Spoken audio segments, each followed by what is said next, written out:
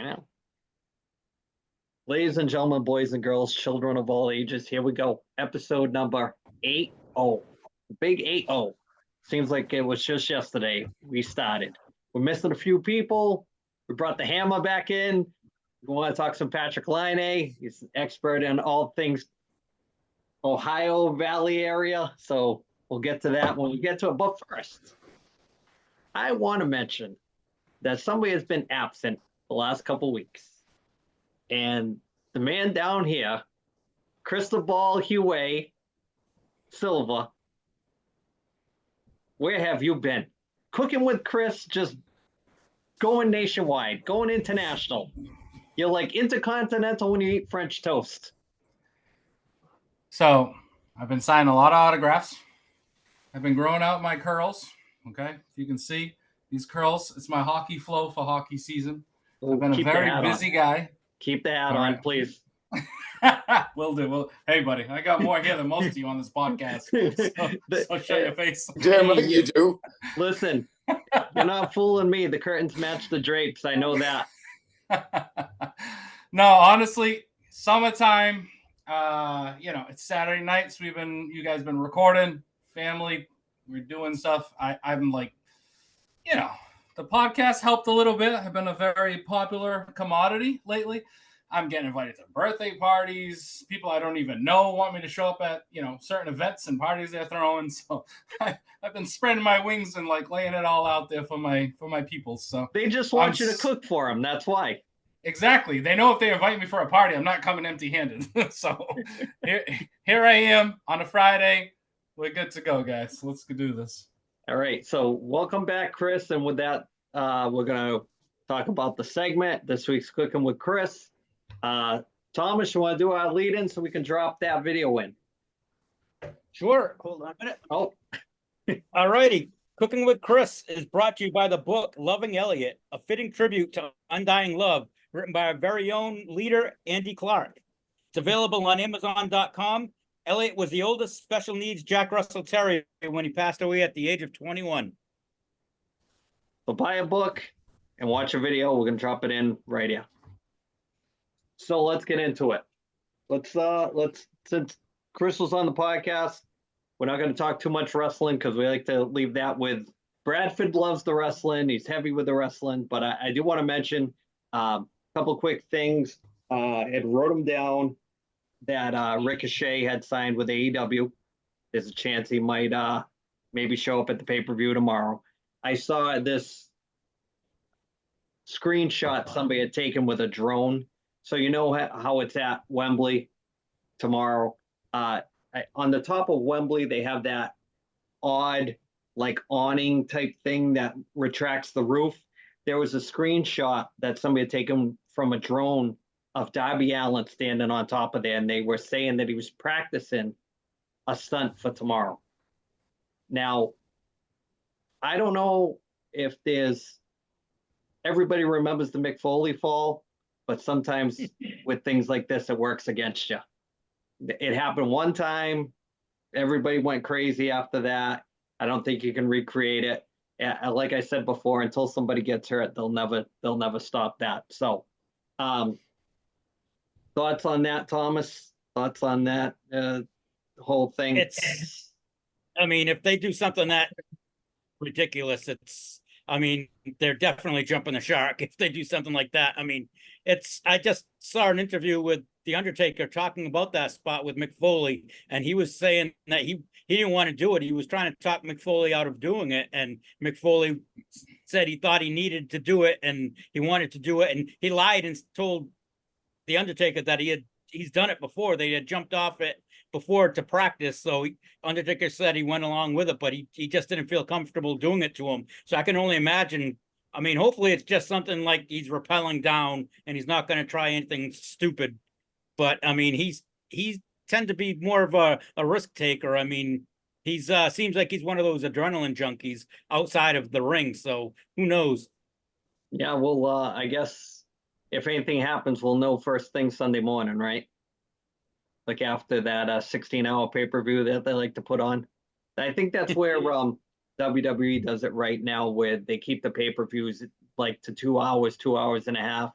and they just give you pretty much premier matches. I know there might be one or two in there that's filler, but yeah, we'll wait and see. And the other piece of wrestling news I want to bring up was on Conan's podcast.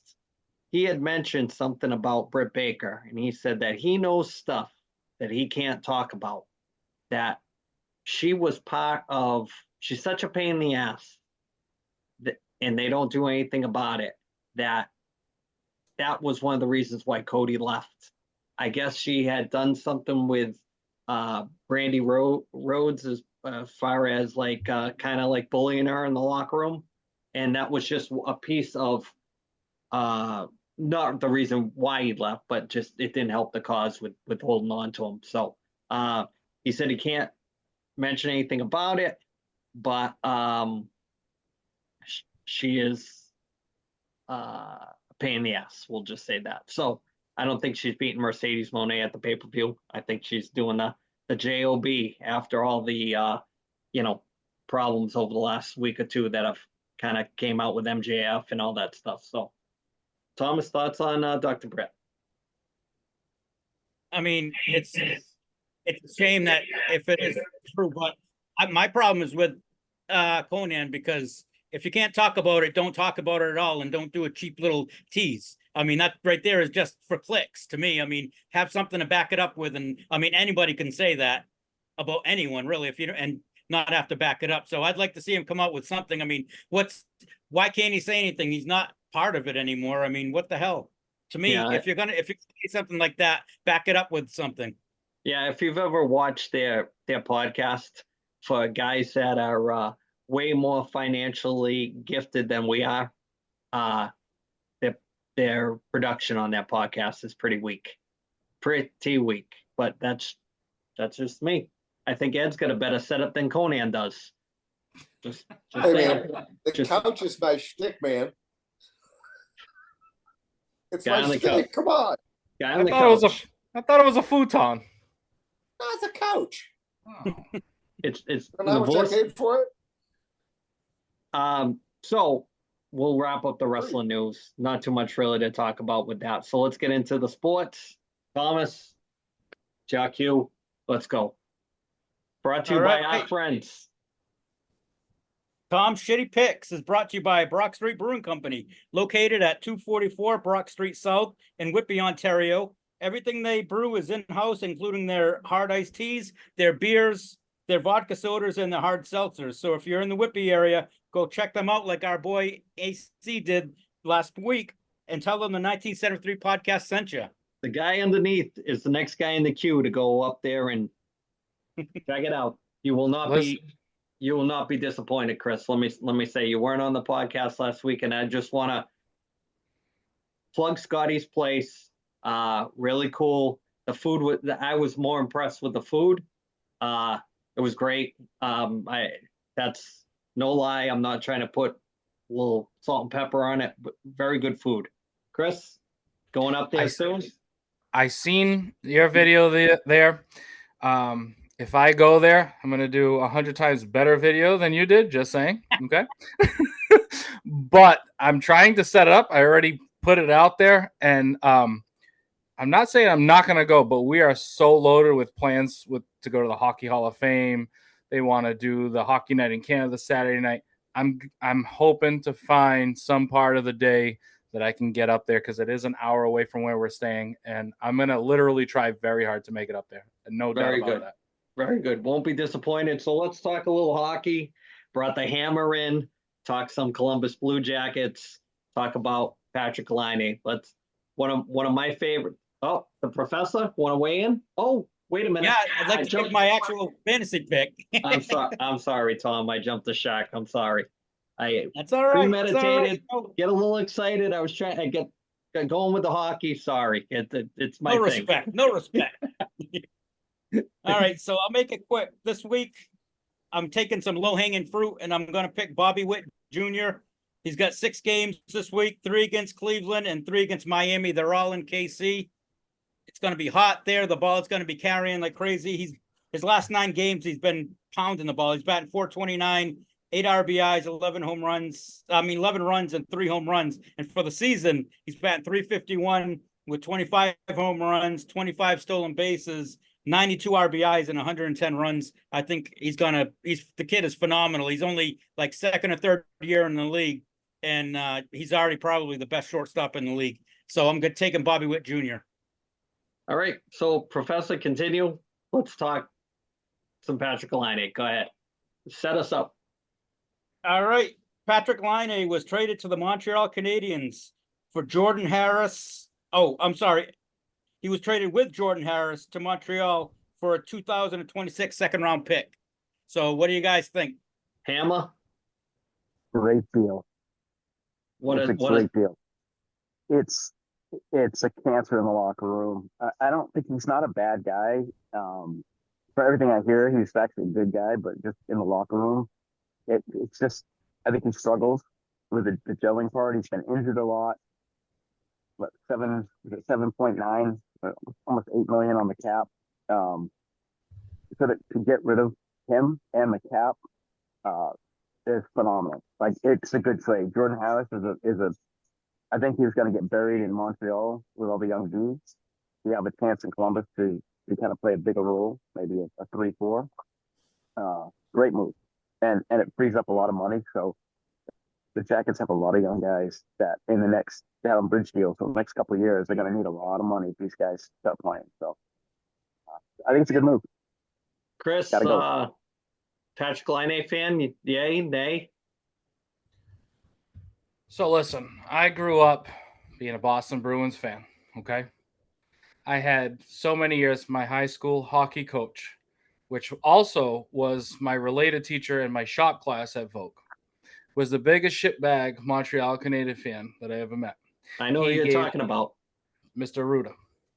He gave that was Mr. Ruda was his name, but he gave me so much shit every single day back in the day when the Bruins sucked and Montreal was on top all the time. And I hated it and it pissed me off so badly. But guess what?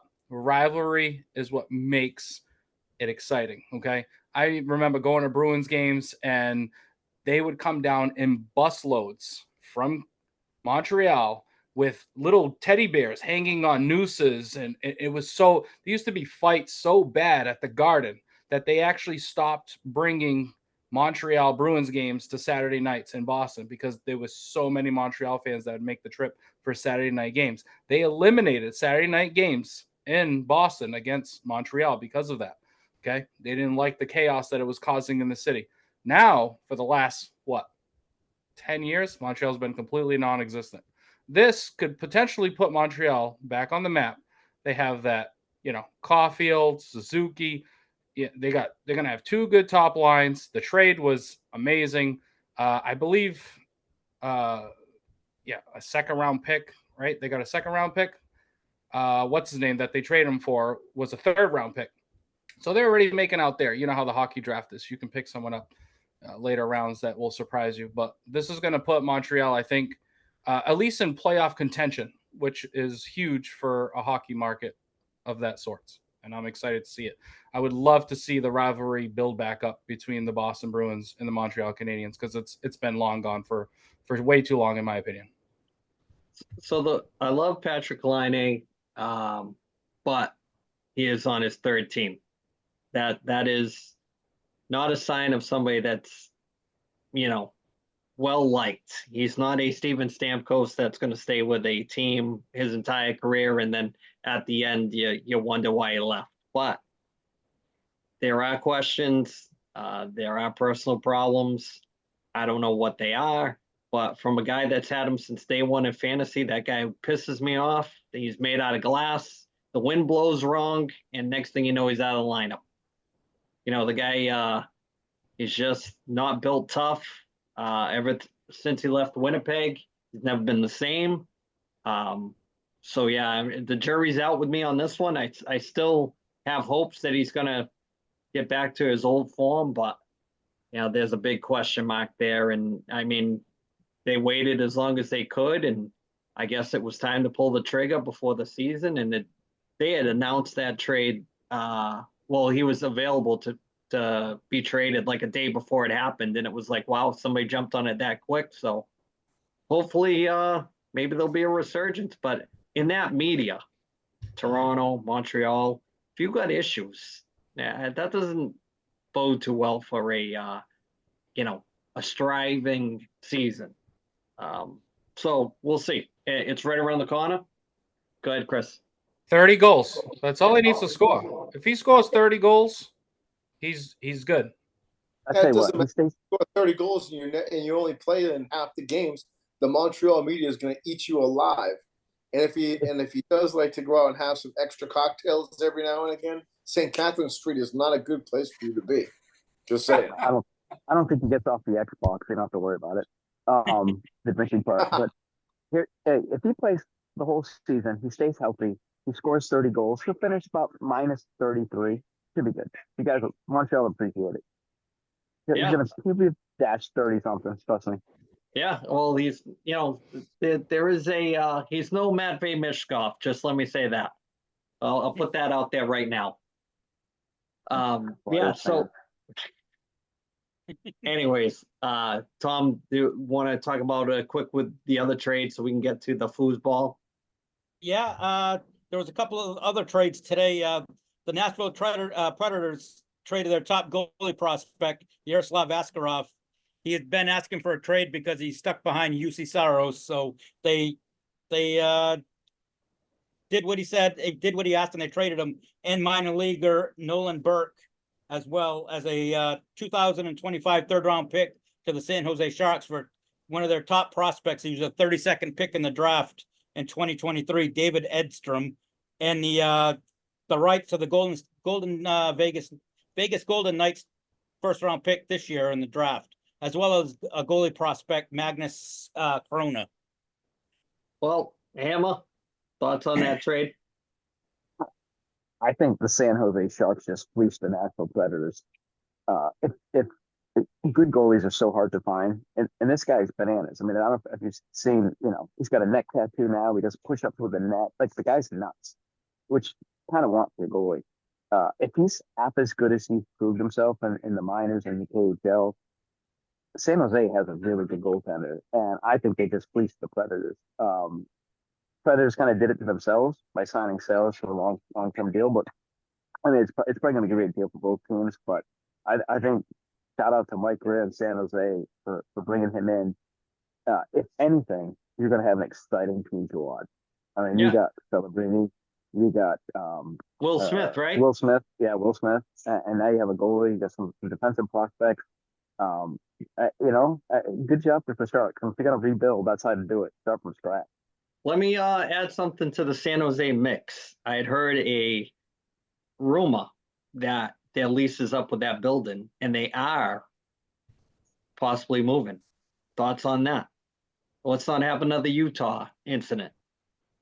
I don't think it's going to happen. I don't think they leave San Jose. Think they're gonna? It's a big enough market. I think they'll find a way to keep them there. Bettman doesn't like to move teams. But, think about it. Really, I mean, unless you're a disaster, that's Utah or Arizona. But I think they stay in San Jose. I wish Utah would pick a jersey already. And a name. And a name too. So let's close out the books on the hockey and let's get right into the football. So, Ed, you've been real quiet. You're known as the mouth of the South. Let's get this party started with some football talk. All right. So, what do we want? Do we want to go with the email first, or just kicking everything off? No, let's start with the football, and then we'll hit the email. All right. Well, I mean, what does everybody think about? I'd say let's talk about the Austin Peay coach that got arrested for sex trafficking. Chris, did you hear about that? I have not. Well, Ed and Tom, you got to fill everybody in.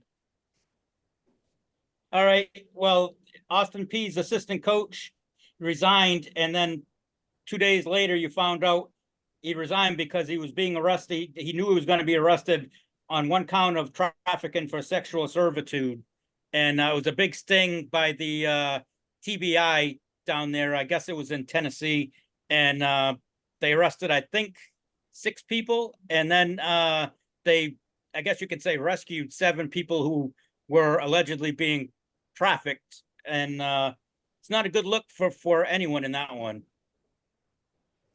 Ed, Most thoughts on certainly that? not. I just think it's just one of those things. I mean, you as a coach, you're kind of looked at as like a fixture of the community, and to get caught in something like that, his career will never ever come back. You can't come back from that one. I mean, you can come back from all other scandals, or cheating, money, all that stuff, but that I don't think you can be the Teflon Don on that one. You know. Keith, did you happen to hear about that scandal? No, this is I've been living in the hockey bubble this week, so I haven't I haven't seen any reports. That's not, and like Ed said, there's no getting out of this. You don't even try. Just throw your arms up and just be like, I'm done. Yeah. Like, how would, I don't know, these people. I don't know how they think they can get away with stuff, and absolutely absurd. That would never happen with USA Hockey with the Corey check. Just saying. I have to we're supposed to sit in the locker room and watch kids now, because you can't. Don't get me started. Right. The There's rabbit hole. Yeah. rabbit hole. Yeah. We had a couple of moments on the podcast over coaching things and coaching questions, and it's tough. You instill a trust, and you're supposed to be better than that, as I'll use that as a round blanket term, to do right and mold some youth. And you would think with social media, and it's tough to hide certain things about yourself, and hard drives, and Ed used to get nervous when he heard a siren with his hard drive. So I mean, he's brought that over state lines. He's good. He's brought that multiple different states. He's all set. So, and Ed doesn't even have anything to do with the college. So speaking of that, college football, Thomas, full swing with that? Yeah, I want to just bring up something that happened within the last couple of days with the Colorado Buffaloes and Deion Sanders. Apparently, Colorado has banned a reporter from the Denver Post by the name of Sean Keeler for what they say is making personal attacks against the football program and Coach Sanders. According to the Post, Sanders has a unique clause in his contract that says he's required to speak only with mutually agreed upon media, which is, to me, is totally ridiculous. If you're a football coach, stand in front and you answer questions. That's part of your job. But apparently this guy has called Deion in some of his reporting. He's called him a fake prophet. He's called him the Bruce Lee of bullshit, deposition Deion. And I guess it's not the first time Deion has had a reporter banned. When he was with Jackson State, he had a reporter from the Mississippi Clarion Ledger banned from covering them after the reporter published a story about a filing about an incoming recruit who had been charged with assaulting a woman, and Deion didn't like the report and had him banned. So to me, it seems like Deion's got a little thin skin going on. Chris, you want to weigh in on the current state of prime time?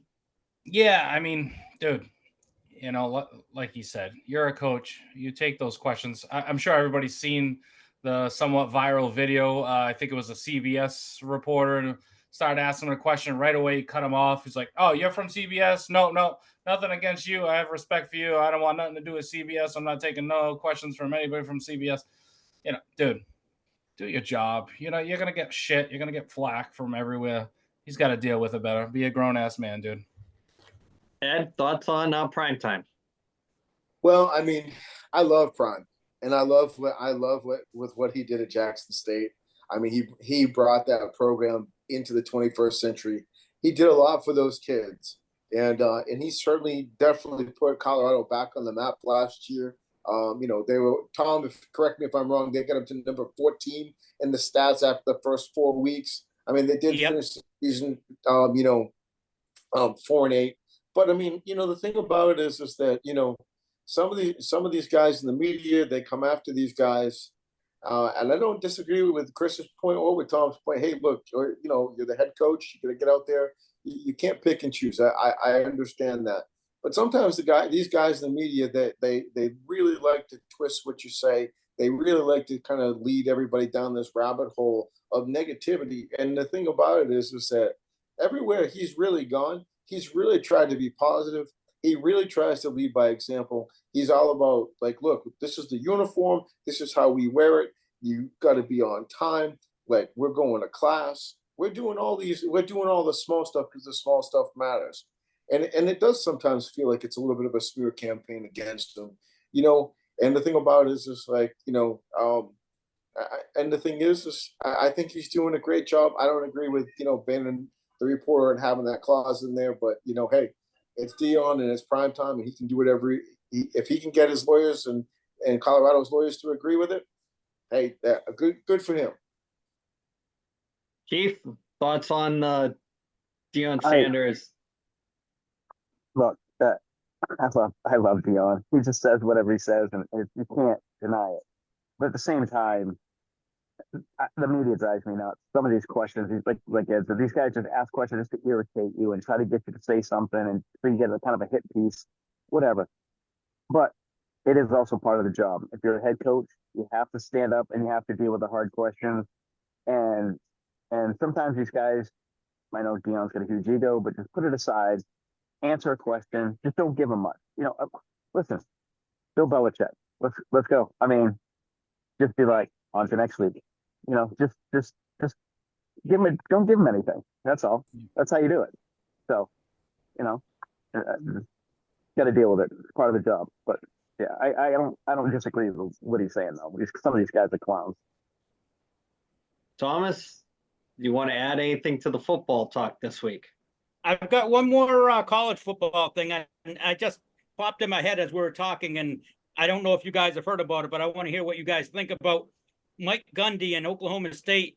They've decided, with all the new things with the NIL deals for these players, they've decided that the players are going to wear QR codes on their helmets, and fans and people can send in money to the school and to the players that way. And that's one of his, I guess you call it, unique ways of trying to, because they can't compete with some of these other big schools that are giving these huge NIL deals. So they're going to try to make money that way. And I don't know. To me, it's not a good idea, but we'll see. So they're going to have, let me get this straight. They're going to have a GoFundMe QR code on the helmet. Yes, on the quarterback's helmets. Yes. So how the hell is a fan going to be able to hit that QR code? They're going to just scan it quick. You're going to have to somehow scan it and get a good enough, I guess, on TV or something, scan it and go from there. So maybe we should make up some QR codes and stick them on everything. Wherever you are, we'll make a roll of them. We'll stick them on everything. And then when somebody scans it, they go right to the YouTube page. I mean, I want to piggyback on that, Tom. I first and foremost, it's ingenious. It's a great idea, to compete. This whole NIL stuff, I think it's great. The players are finally going to get paid. After 70 years of pretty much not getting paid, and getting what they're worth. I mean, like I'm all about players getting their money. You know what I mean? Now, do I think that some of the numbers are a bit ridiculous? Sure.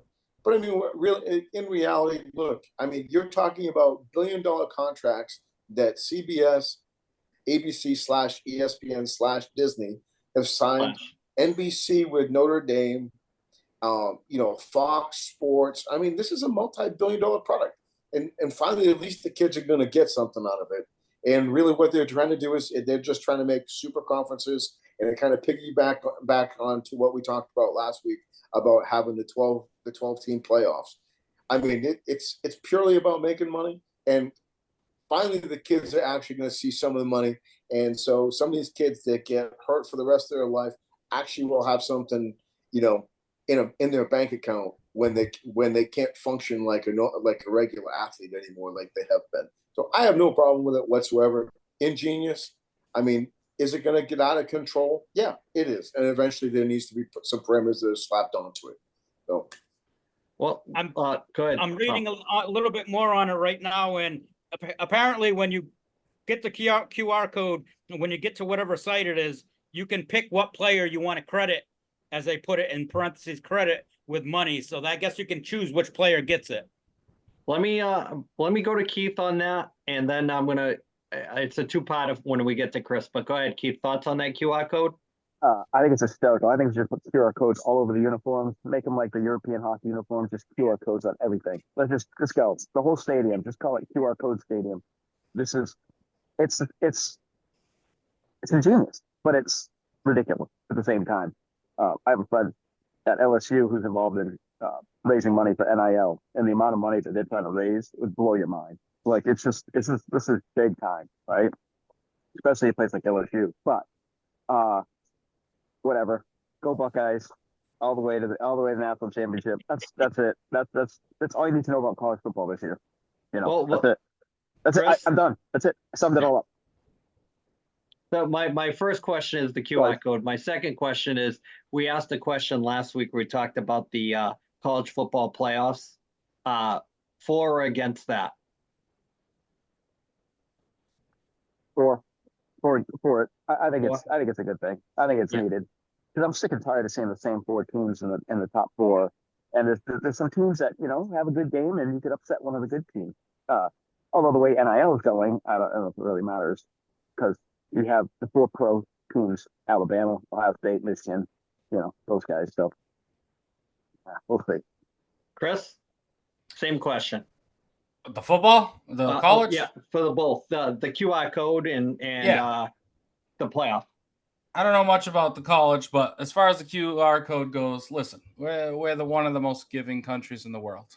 I just went to Big Lots today, and she's like, "Oh, I bought some hand towels and whatever else the wife wanted to decorate the house with. Oh, do you want to donate?" It's here, and I'm one of those. It's a quick zero for me. You go down the Octopus in downtown New Bedford, you got homeless people just about in every stage of the light. Again, there's people, I've seen people hand out I've seen people hand out $10 bills to them. You think they're not going to make money off these QR codes? Of course they are. Like, people love to give. Some people have that heart to want to give and donate and do whatever.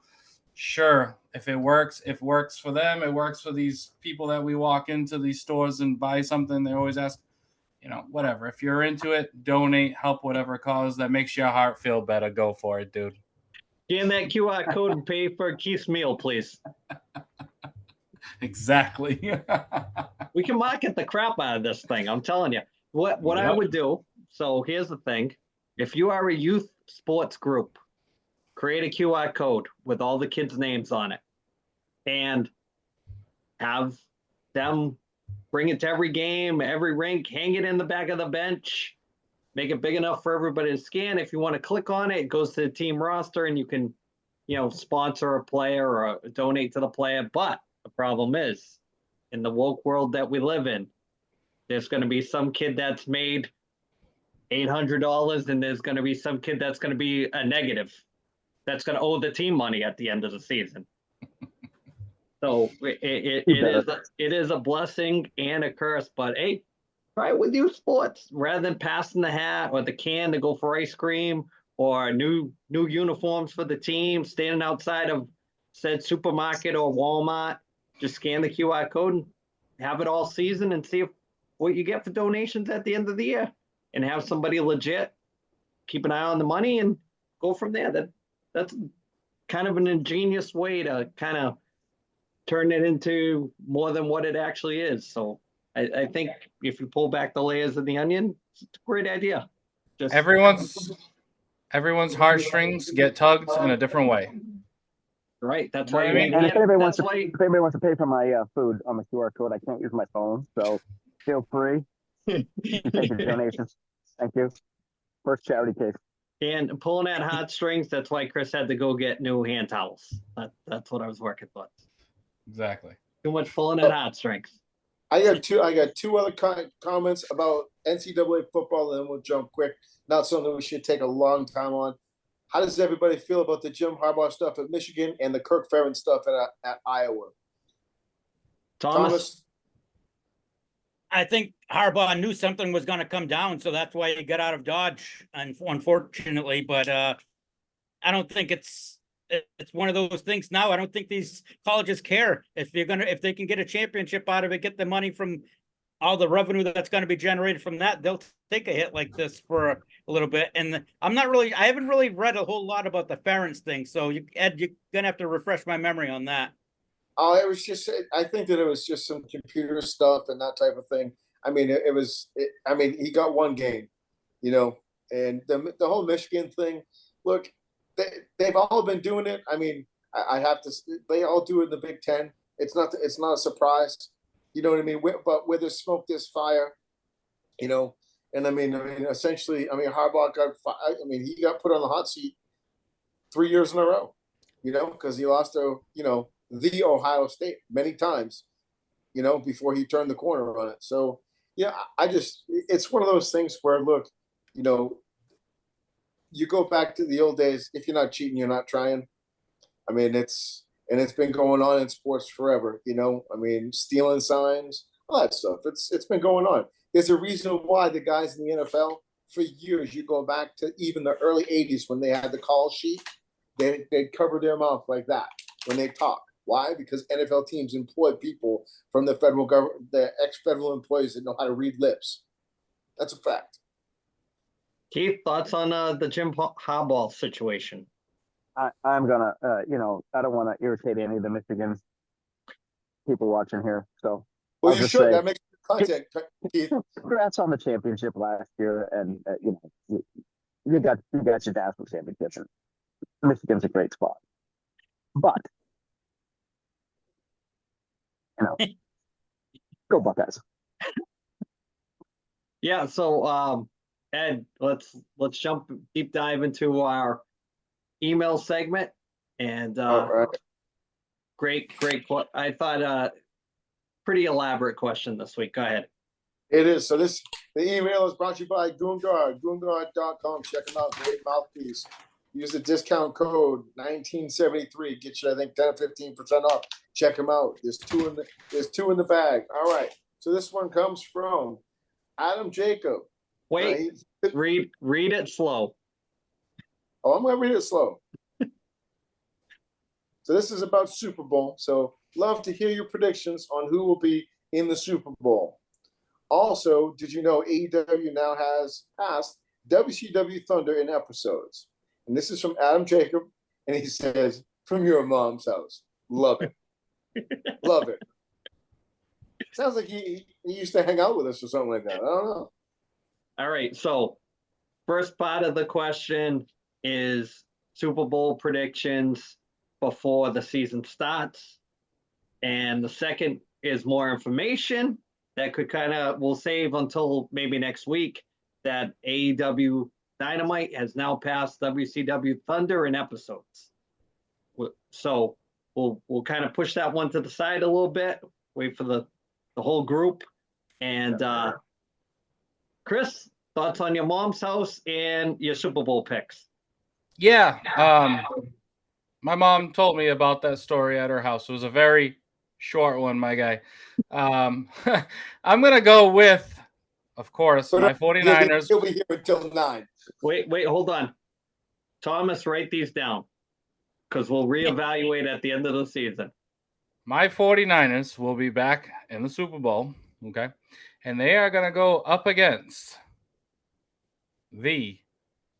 probably one of the greatest offseason moves and acquisitions they have made in total is the Houston Texans. That team looks absolutely fire between their receivers, between the quarterback. Stroud's going to tear it up.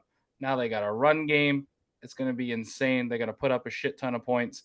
And I would love to see my Niners kick some Texans ass. All right. Edwin, what do you got? Well, first and foremost, I'm just going to lead this off. These are my unofficial picks. Okay. This is not my official NFL picks tonight. This is just completely off the cuff because the email came hot and off the presses. So it's off the cuff and it's going to be quick. It's going to be simple. I'm going to go with Niners versus the Bills. Niners versus the Bills. All right, Hammer, what do you got for Super Bowl picks? Okay, so I am really off. Thanks. I'm gonna do this here. I have to go to the expert. Who's winning the Super Bowl? So you have to go to the 13-year-old to tell. He said the Ravens are winning the Super Bowl. If Lamar stays healthy with Derrick Henry, he said they can win the Super Bowl. Who are they playing in the Super Bowl, Keith? Uh, let me find that one out. Who are they playing in the Super Bowl? Okay, he's crazy. He said the Lions. Oh, Jesus. Okay. It's a high-powered offense, man. That's a high-powered offense, man. I listen. Smart kid. Yeah, All right. he knows it. He's the expert. So he's right. I mean, the Lions do have a high-powered offense. It's all about health, right? Teams stay healthy. It's anybody's game, but one snapped ankle and thrown out shoulder, and it's over. So it looks like I'm saying Ravens and Lions. Thomas, you want me to pick or you want you to pick? No, go ahead. You first. I'm going Chiefs in the Super Bowl. And I'm gonna go first team that pops in my head that nobody's picked, the Green Bay Packers. That's just Quick question though. hot take. Did you hear this Some- from the guys at Foxwoods, or is this? I was your gonna own- say somebody on Niagara Falls when you were on the boat that they give you a hot tip. we stayed at the casino in Toronto. Nothing to base any of this on. Just figured I would pick a different team. I figured I'd go Chiefs because they're always there and nobody picked them.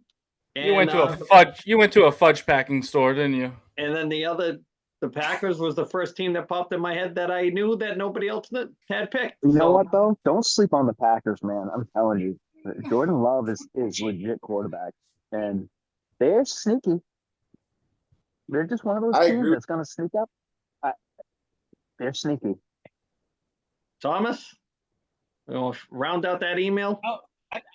I should have picked before you because you took KC. I'm taking KC and Detroit. I think Kansas City, to me, there's only like 3 teams in the AFC that can win the Super Bowl, and I think it's probably Baltimore. I think Houston's just a young team. I don't know if they'll have that might be a year or two. I just think Mahomes right now, he has that Tom Brady aura about him right now. And KC does have a few weaknesses, like they lost one of their cornerbacks, but I think Detroit is going to have a big year. But I think the NFC is a lot better. They have a lot more depth, so it could be one. And with 49ers, it all depends on what the heck goes on with Ayuk. Is he going to sign? Are they going to trade him? That's a big loss if they do trade him. So that's my pick right now. I'll get more in depth next week when we do the football Official. preview. Yeah. Well, we should have. Hopefully, we'll have an eclectic group next week. Hopefully, I can get Dennis back, the Phantom, Bradford.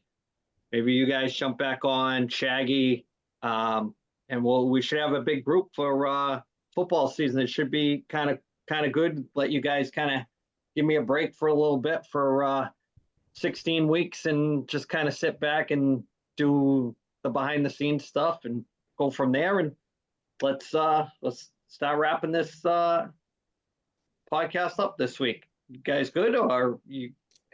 Chris has got something. If I can't make an episode, I would like my picks recorded still, please. Okay. Yes. So what we'll do is on the tread, if you can't make it, just get in touch with us that way, and we can reach out however you want to. If you want to keep them in secret, just send them to the professor, courtesy of his mom's house, and we'll go from there. So shout outs. Let's start with the Hammer. He's on location. Great to have Keith back for a lot of different reasons. Happy to have him, and I want to give you the floor to have a shout out, Keith.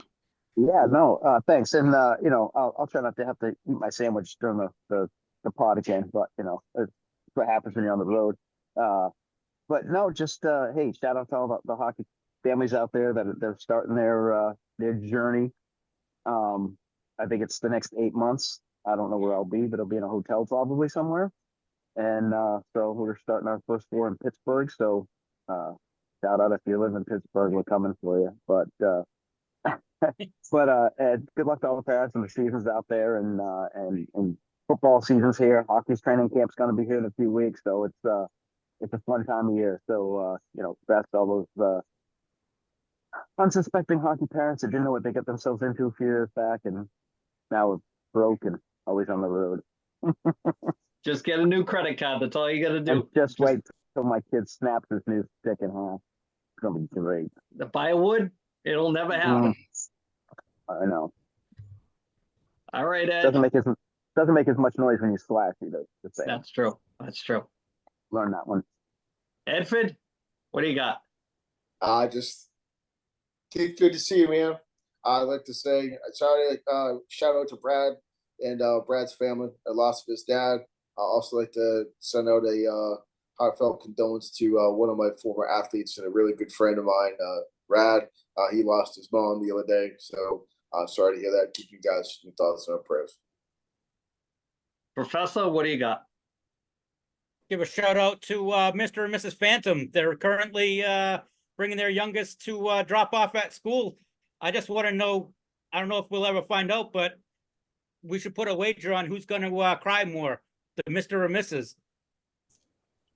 That this could be an issue. That's why that's why he's not on remote. You don't want to see any misty eyes. Chris, been a while. Sure you got some saved up. Let's hear it. Yeah, so I tend to be an emotional, sensitive man. Coming on this podcast, I know I have this rugged exterior and I try to be stupid and funny and say stupid shit, one-liners, But coming on this podcast, Andy bringing me on here, meeting a bunch of guys I never met before. We've developed this relationship, this friendship. We talk almost every single day now through the thread. And it's like every time something happens to any one of yous, Andy with his pets, now Brad with his dad, Keith, your dad, even, what's his name there? Brendan Higgins, my guy, his dad, it's hurtful. We feel the pain that you guys feel, obviously not as much. And just want to say a big shout out to my guy, Brad. He reached out to me a few months ago. I think he realized I was going through some shit, having a hard time with some things. He reached out to me on the side, and it's just cool to just have you guys around and, just always here for you guys. And like, clearly you guys are here for me too.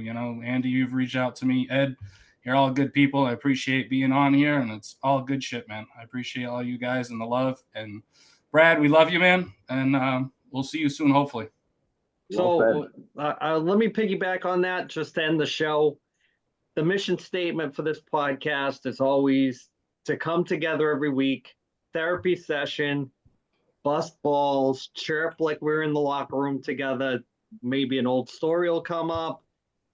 It's not about anything other than that first. Somebody's not available, somebody else is. It's interchangeable parts, but at the heart of hearts, keeps everybody together. Long term, it's a carbon footprint for other people. It'll never go away. So with that being said, that's 80 episodes in the book.